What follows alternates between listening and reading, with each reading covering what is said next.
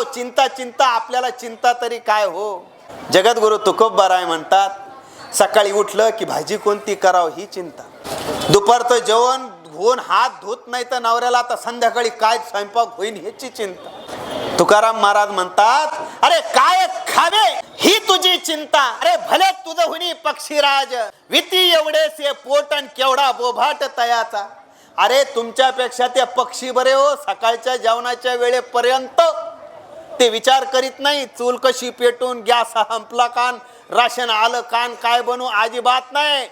पक्षी उपाशी राहत आणि जेवणाची चिंता पण करीत.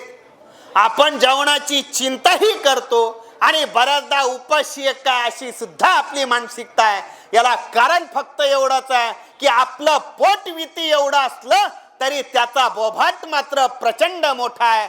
हीच माणसाची दुष्प्रवृत्ती आहे.